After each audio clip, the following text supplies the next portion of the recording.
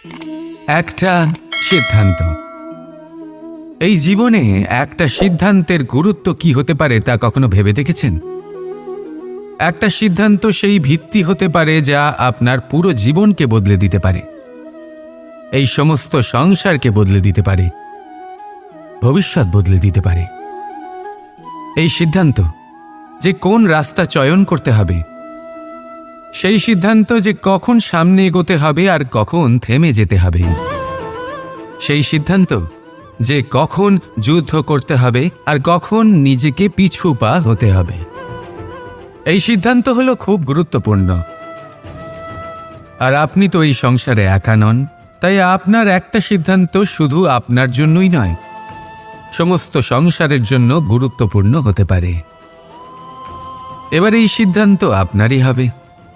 ভাবনা চিন্তা করে নেবেন, সাফল্য পাবেন। রাধা রাধা।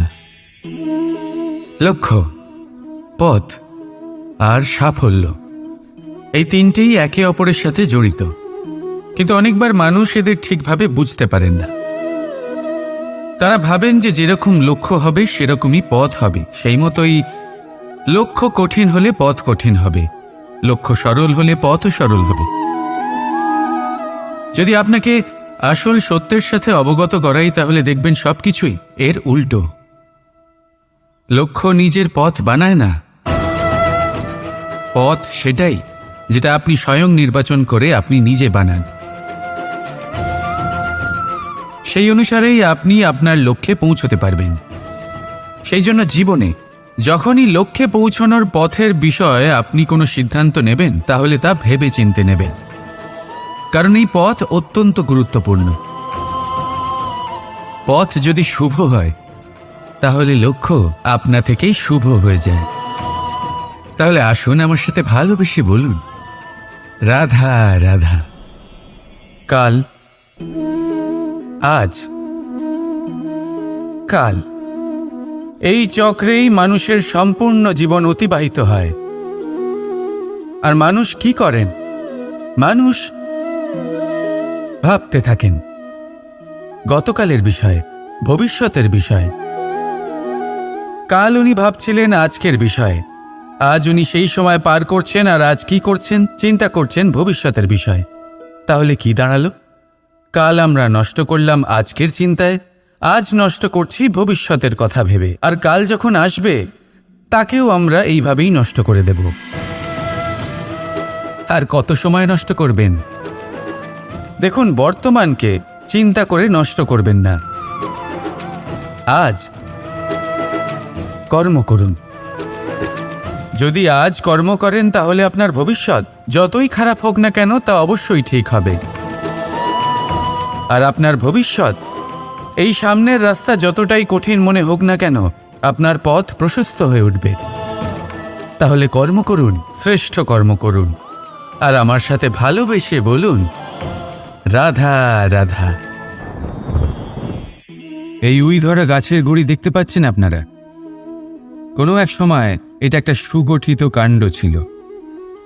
কোনো একদিন এক সুদূর বন থেকে একটি উই পোকা এখানে আসে, এতে বাসা বানায়। এই গাছের গুড়ি তখন কোনো প্রতিবাদ করেনি।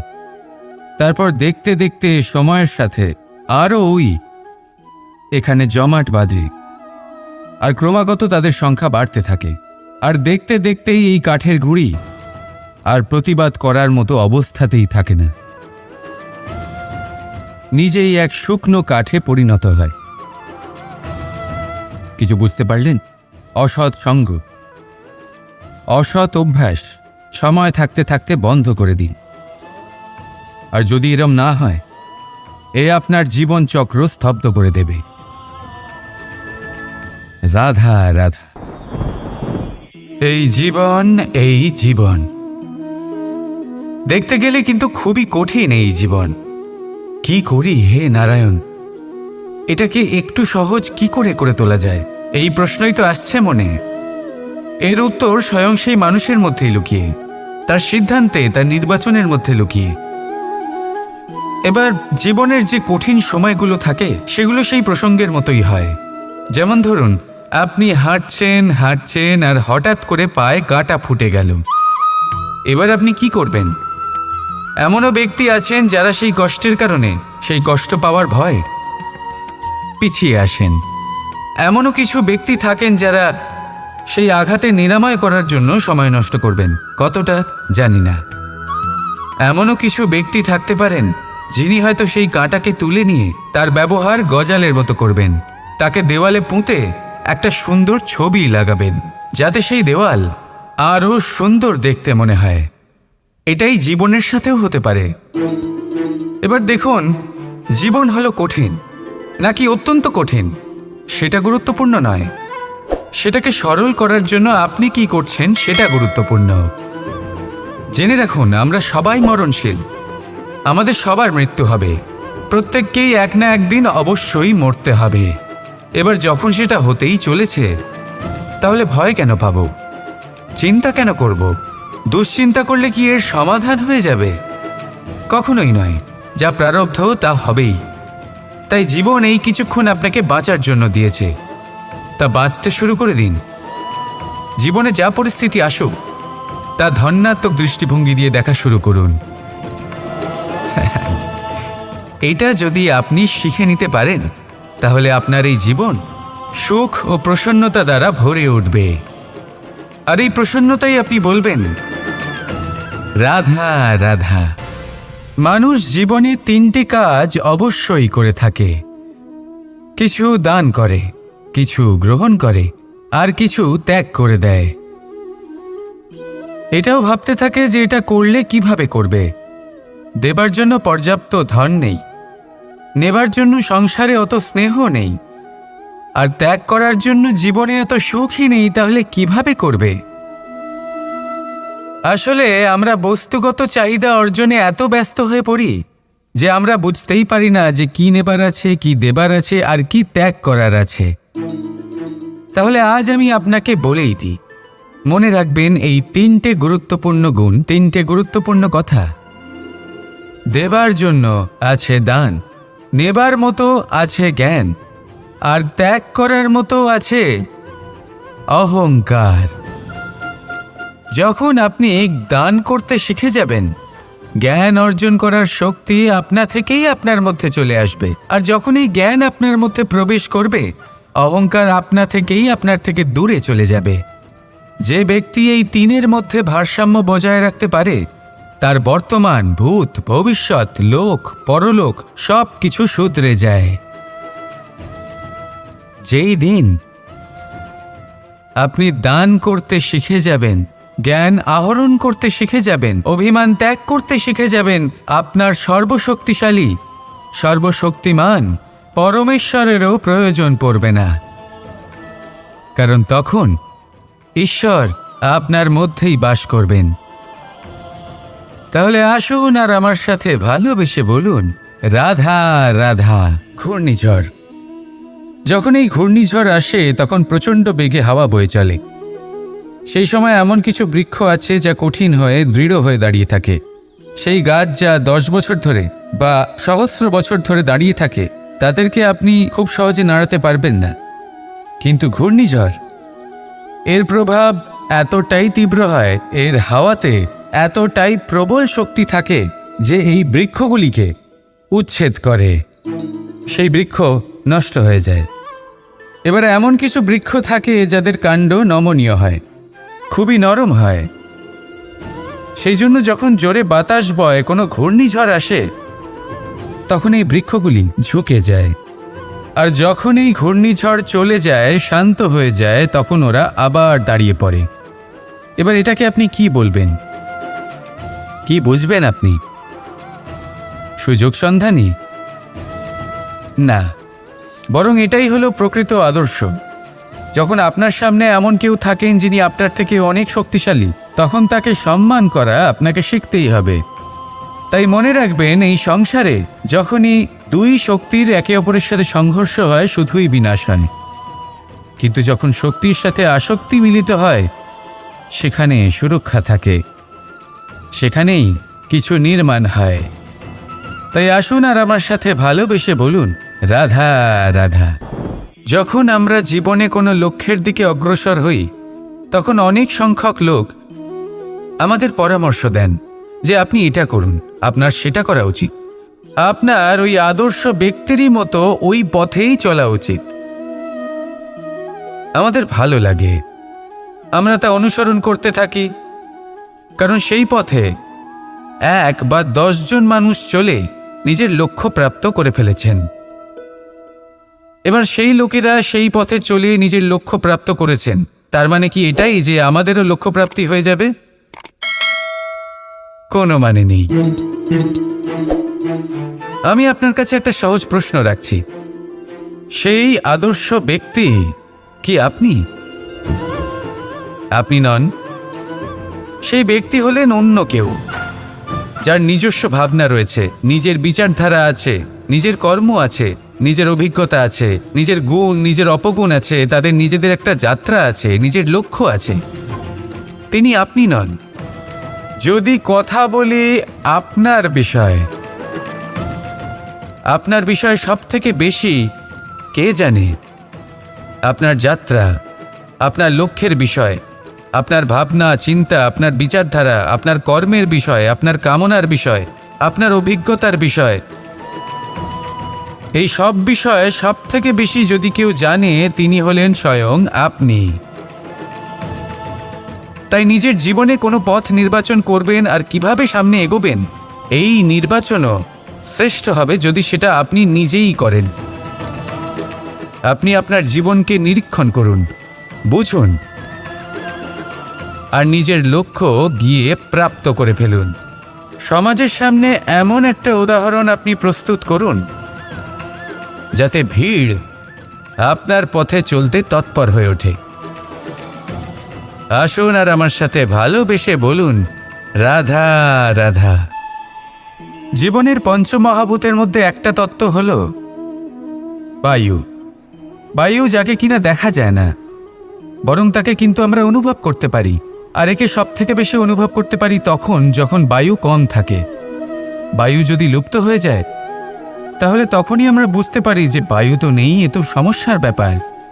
এবার এই বায়ু দ্বারা আমরা কি শিক্ষা পাই?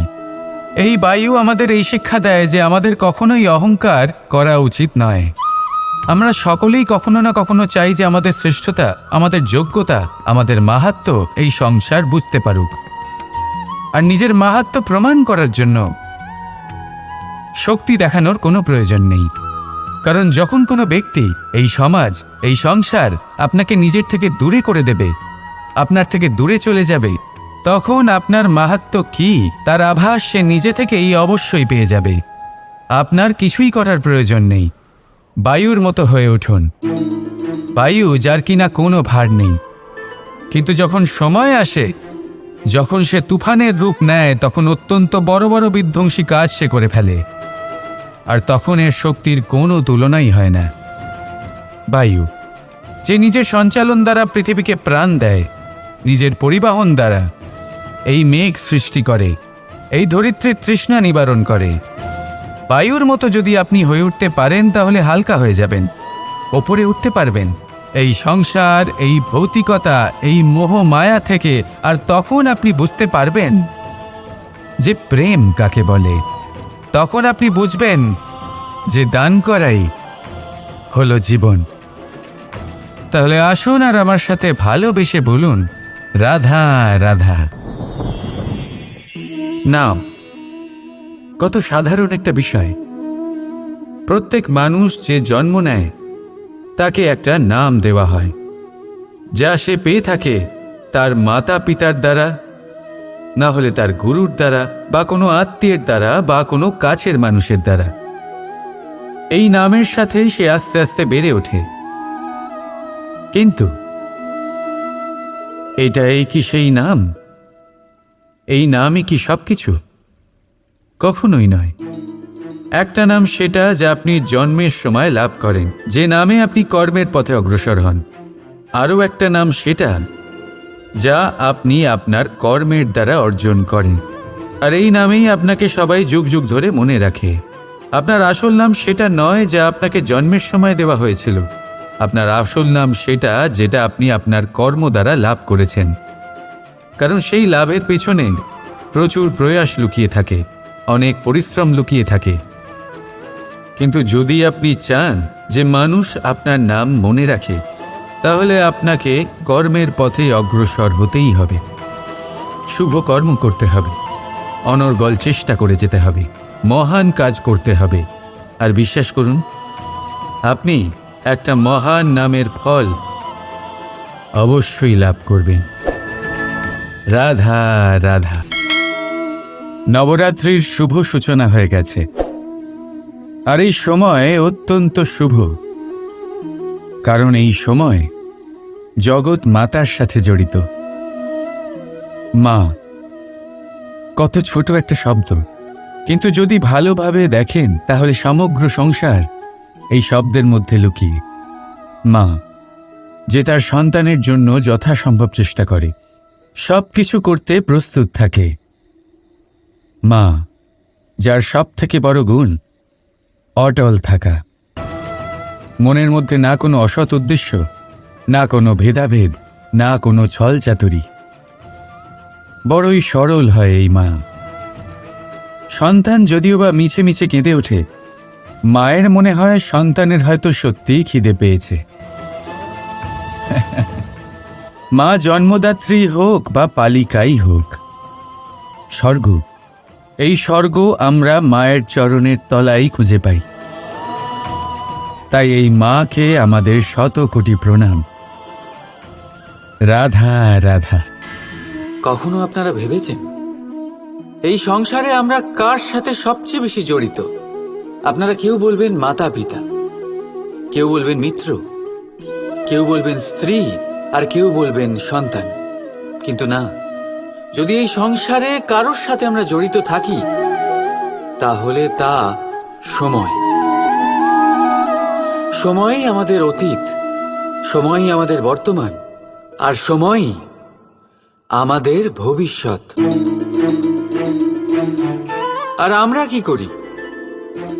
সব থেকে বেশি জড়িত সময়কে, সবচেয়ে বহুমূল্য সম্পত্তিকে আমরা নষ্ট করে দিই।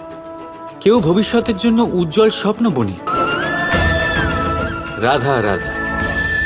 জীবনে আমরা কত মানুষকে চিনি, আপনিও এমন অনেক মানুষকে চেনেন যারা নিজেদের অসফল মনে করে, নিরাশ হয়ে থাকে, যারা এটাই স্বীকার করে নিয়েছে যে এই জীবনে তাদের দ্বারা কোনো কর্মই হবে না, কোনো কাজে সফল হবে না, তারা কোনো কাজের যোগ্যতাই নেই তাদের। কিন্তু এমনটা একদমই নয়। এই পৃথিবীতে এমন কিছু নেই যার কোনো যোগ্যতাই নেই। এমন কোনো অক্ষর নেই যেটা কোনো মন্ত্রের অংশ নয়। এমন কোনো জড়িবুটি নেই যা ঔষধি নয়। এমন কোনো বিষ নেই যেটা সঠিক সময়ে অমৃত হয়ে যায় না। আর সেই প্রকার কোনো ব্যক্তি অযোগ্য হতেই পারে না। তাকে অযোগ্য করে তোলে তার চিন্তাধারা। এই জন্য আত্মবিশ্লেষণ করুন, নিজের আত্মাকে নিজেই চিনতে পারবেন। নিজের অন্তরাত্মাকে জাগ্রত করুন। আপনি দেখতে পাবেন এই পৃথিবীর ভিত তৈরি হয় আশা দিয়ে। সেই পৃথিবীতে নিরাশা, হতাশা আর হারের মতো শব্দগুলির কোনো অস্তিত্বই নেই। রাধা রাধা। গ্রন্থে লেখা আছে যে মানুষ যদি মৌন থাকতে শিখে যায়, তাহলে তার অধিকাংশ সমস্যারই সমাধান হয়ে যাবে। আর সত্যি তাই, মৌনতায় অনেক শক্তি আছে, অনেক